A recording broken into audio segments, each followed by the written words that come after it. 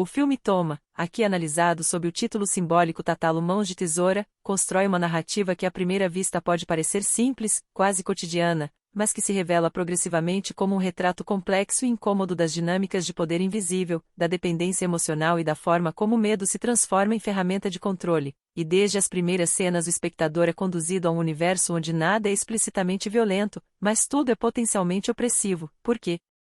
a ameaça nunca precisa se concretizar para existir, bastando ser sugerida, e é exatamente nessa sutileza que o filme encontra sua força, pois Tatalo não é apresentado como um vilão clássico, carismático ou grandioso, mas como uma presença constante, quase banal, alguém que se move com naturalidade em ambientes comuns, e justamente por isso se torna mais assustador, porque representa aquele tipo de poder que não precisa levantar a voz nem demonstrar força física para ser obedecido, e ao longo do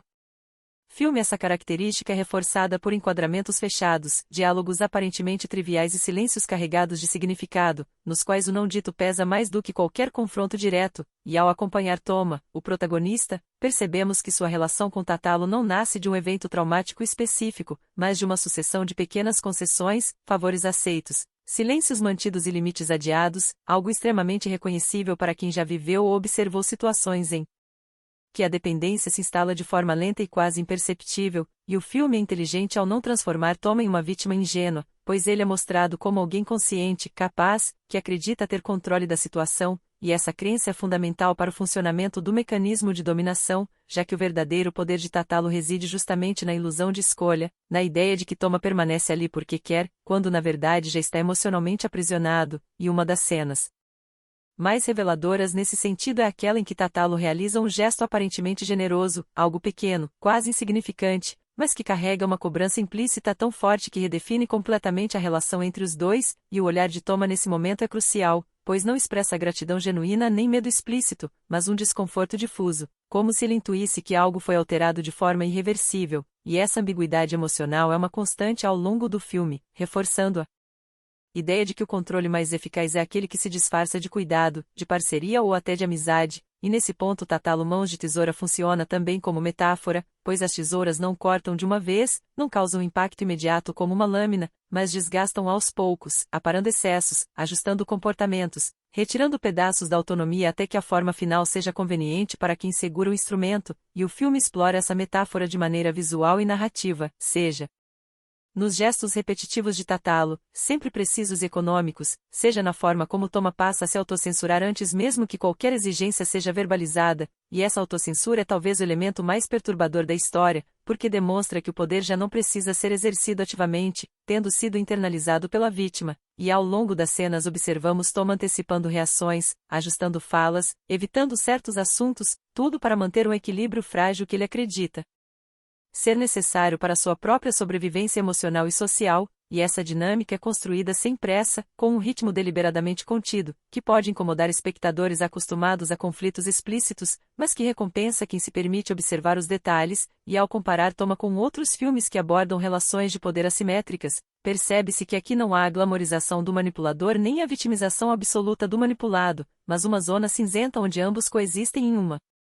relação que se alimenta mutuamente, e isso torna a narrativa mais honesta e mais desconfortável, porque nos obriga a reconhecer como essas estruturas se reproduzem na vida real, muitas vezes com a colaboração inconsciente de quem acredita estar apenas sendo prudente ou estratégico, e uma cena particularmente emblemática é aquela em que Toma tenta estabelecer um limite de forma tímida, quase educada, esperando compreensão, e Tatalo responde não com agressividade, mas com um silêncio calculado,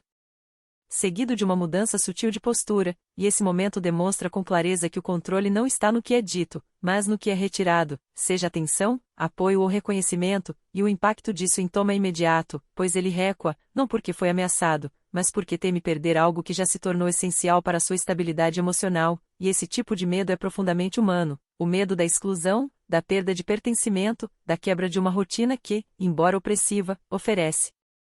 previsibilidade, e o filme acerta ao explorar esse aspecto sem julgamentos morais fáceis, permitindo que o espectador se identifique mesmo quando discorda das escolhas do protagonista, e pessoalmente, ao assistir Toma, é impossível não lembrar de situações reais em que relações profissionais, familiares ou até afetivas seguem exatamente esse padrão, onde alguém assume o papel de mediador, facilitador ou protetor, mas cobra um preço invisível que vai se acumulando com o tempo, e essa identificação torna o filme particularmente eficaz, pois ele não se limita a contar uma história, mas provoca uma reflexão incômoda sobre até que ponto estamos dispostos a ceder para manter uma sensação de segurança, e à medida que a narrativa avança, pequenas fissuras começam a surgir no controle de Tatalo, não porque ele perca poder de forma abrupta, mas porque o desgaste emocional de manter essa estrutura começa a aparecer, e esse detalhe é fundamental, pois o filme sugere que sistemas